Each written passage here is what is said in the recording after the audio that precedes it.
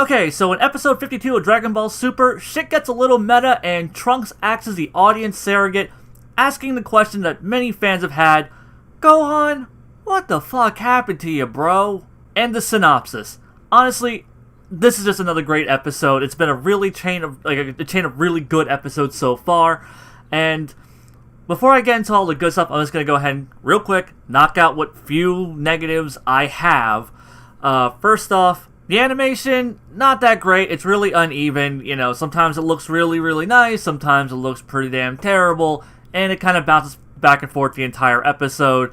It's normal Super stuff. And honestly, it's not a big central episode. It's a very smaller slice of life episode. And as per usual, I'm pretty okay with that.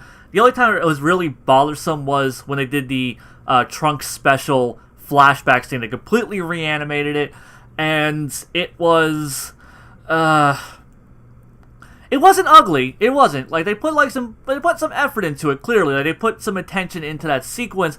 But fuck, it just, man, that just lacked all of the atmosphere and just the art direction that the original did, that it was really disappointing to see. I mean, it was kind of neat that they did, like, they redrew it. And it's like, look, Trunks has blue hair, because he's always had blue hair. Just get the fuck over it. That's the new continuity. Now, the one thing that does bother me about that scene, like, just straight up, was just, I don't care about the blue hair. I can live with the blue hair. What bothers me is, like, 14-year-old future Trunks is twice as tall as 14-year-old present Trunks. God damn it, guys, he's the same fucking age. They're the same age at this point in the story. Fucking just, you know, honestly, if they had done the flashback and they had made future Trunks like a little squirt again, it's like, alright, I guess Trunks was just always tiny. I have to accept that now at 14. But, like, no, they didn't. He is still, like, future 14-year-old Trunks is, like, up to Gohan's shoulder, and present Trunks is, like, barely waist-high to anybody. I will never stop being pissed off at Super for, like, not aging these two Goten and Trunks up to be, like, you know, look their ages, approximately. But whatever, that's the negative shit. Now on to the positive shit. I pretty much loved this episode, though. Like, you know, that minor bullshit aside, you know, that's like little minor ticks for me. Everything else, though, was so damn good. Just, it's another low-key slice of life episode, and if there's one thing that Super does really goddamn well, it is low-key slice of life episodes. Every interaction that happened between the characters, we have Mai and Shu running around trying to help Bulma fix the time machine. Pilaf, I guess, is trying to help Dr. Briefs as well, and they're just kind of doing their thing, trying to be helpful. Bulma has a line about them being freeloaders, so I guess, you know, they actually are just kind of chilling in the, you know, Capsule Corp now. Like, that's just where they live, and they're just staying there. So, that's cool. I guess we, you know, because I don't know if we had confirmation of that before. If we did, I missed it, but yeah. Yeah, the Pilaf gang, super adorable, especially every time, like, Mai sees future Trunks, and she's just, like, she gets all flustered. That was adorable. What was even better, though, is when you have Kid Trunks, you know, he's just, like, he clearly knows that he is being upstaged by his future self, and he's trying to impress Mai. So he's, like trying to be all helpful, and, like, you know, help her find things, and then just the best scene, just the best fucking scene ever, is he sees a hacksaw and a cable, and he, like, ties the cable to the hacksaw and, like, wears it like, you know, like a bandolier, just, you know, to look like, you know, how Trunks does with his sword, the way future Trunks looks with his sword. It's amazing, because that is, like, how a kid thinks. You know, like, you see, like, a guy like future Trunks, and you go, well, what makes him so cool? Well, you know, he's got a fucking sword, and he, like, kind of looks like all brooding and posturing, and, you know, that's, like, you know, the iconography, the visual aesthetic, so that's what he goes for, and he just doesn't understand, like, why that makes him look like a total fucking dork. It was a great scene, an amazing fucking scene. Another really good scene, though, was Vegeta's training sequence. We see him in the gravity chamber doing his thing, except now he's completely fucking up those little droid things that fly around his gravity chamber. And it was just a fantastic sequence, and it really made me rethink something, because there's been a lot of people who are like, man, Vegeta better get the kill on Black. You know, like, and I'm just like, why? Why should Vegeta get the kill on Black? Why? Because he looks like Goku? That's fucking stupid. Like, he has no real connection there. Him getting, like, the kill on Golden Frieza, I completely agree with. And then people being all like, yeah, he needs to, like, fucking kill Frost. It's like, why? Because Frost looks like Frieza? God damn, you people are racist. People are like, oh, well, Vegeta should kill Black. It's like, okay, like, that's not Goku. Plus, his rivalry with Goku is more of, like, just a casual, friendly rivalry, not the I'm gonna kill this motherfucker rivalry. But then this episode went and kind of contextualized things, and it's like, his actual investment in wanting to fight and take out Black, knowing that in an alternate timeline, he does still care about Trunks. Like, he cares about future Trunks. It may not be his son from this timeline, but it's still his son. He still views it in that sense. Bulma is still his wife, even though in that timeline they never got married. But still, that is his family, and seeing the devastation, or being aware of the devastation that Black has brought upon his family, yeah, okay, like, now I can see, like, people wanting to see Vegeta get that kill. If he doesn't, I'm not going to be upset, but I can understand now. Like, I'm pretty sure that's not what people were thinking. I think they were just thinking, he looks like Goku, Vegeta should get the kill, because Vegeta should get all the kills, because Vegeta deserves a kill. Here now, though, I can get it. Like, they have given context for, like, if, like, Vegeta were to have, like, some pathos in this arc, and they wanted to give him a kill that's meaningful within the series, within the context of the grander Dragon Ball narrative, yes, him having the kill on Black would make sense. We don't even know if Black's going to end up dead by the end of this arc. It's Dragon Ball, they tend to kill a lot of villains off. Who knows? He might be rehabilitated, something else might happen. But, I could see now, like, how it would make sense if Vegeta got this kill. And that was a really great scene. It really just kind of, once again, adds another layer and depth to Vegeta's character. And that's always a good thing for me.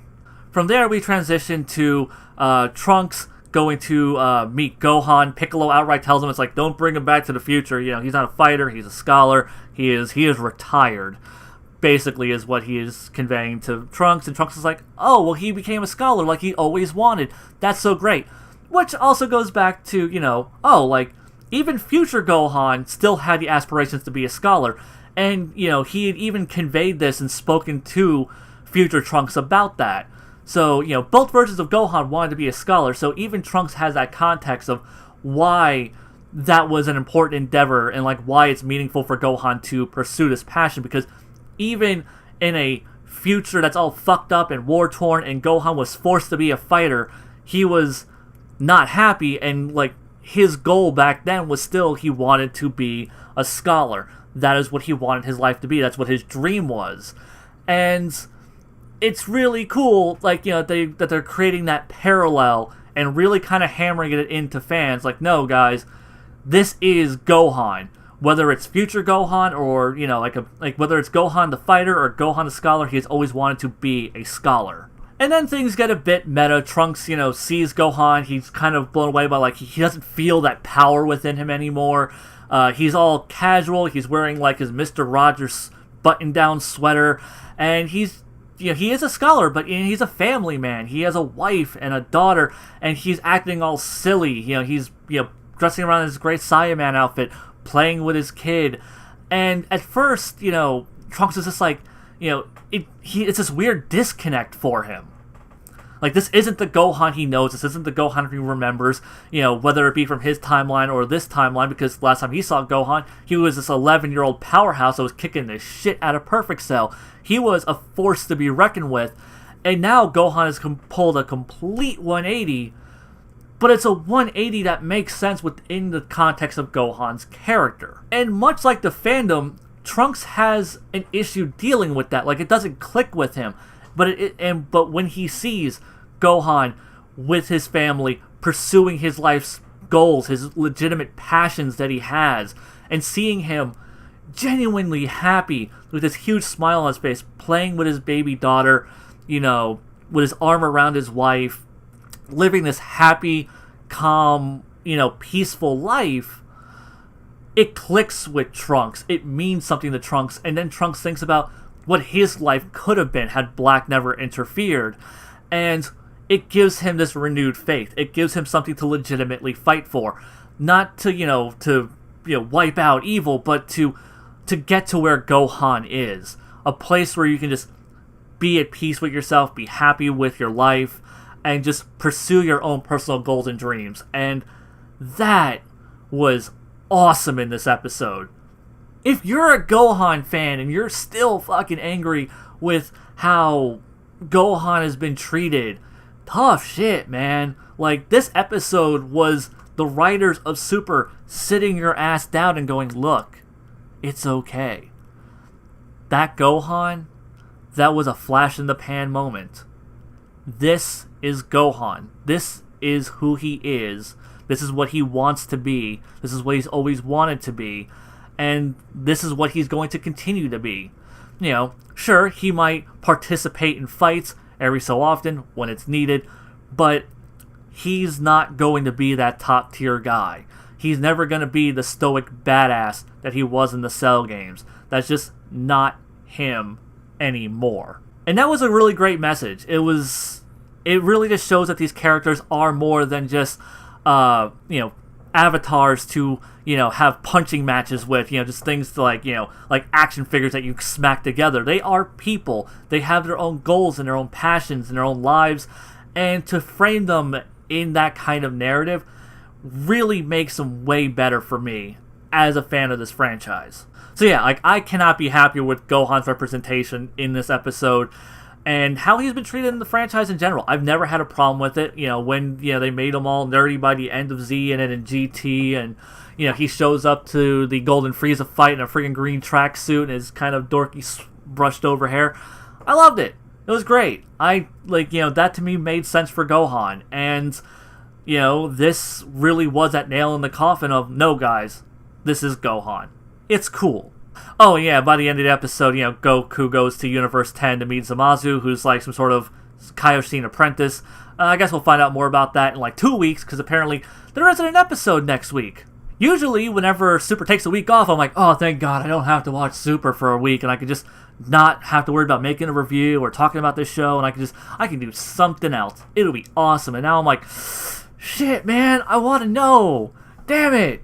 I'm really invested now. I don't want to take a week off. Fuck. I mean, there's so much potential right now. This is really, for me, is going to be the make it or break it episode, because they're about to drop a whole bunch of Kaioshin lore and information on us next episode. And whether or not it, really fits with the pre-established universe and, just everything meshes and feels organic and awesome and just really feels like a proper expansion of what we already know. Or it could end up just going the complete opposite route and being utter fucking trash and making no goddamn sense and not fitting with the pre-established rules that we've been told, and could end up being the first thing that ends up ruining this arc. So next episode is really goddamn important for me, because it's the first one where it's just okay, we're going to start expanding on pre-established ideas. Don't fuck this up, Super. I'm putting a lot of faith in you right now. I'm genuinely enjoying your show. Do not fuck this up for me, please. Alright, well, I covered everything I really had to say about this episode. Like I said, great episode. I'm loving this arc. I am, it's like fucking McDonald's. I am loving it. It's great. I'm really looking forward to the next episode. Hope they don't fuck it up anytime soon. Hopefully this arc ends up just keeping this trajectory and being cool and awesome. Just keeps getting better and better. And until next time, guys, Zeon out.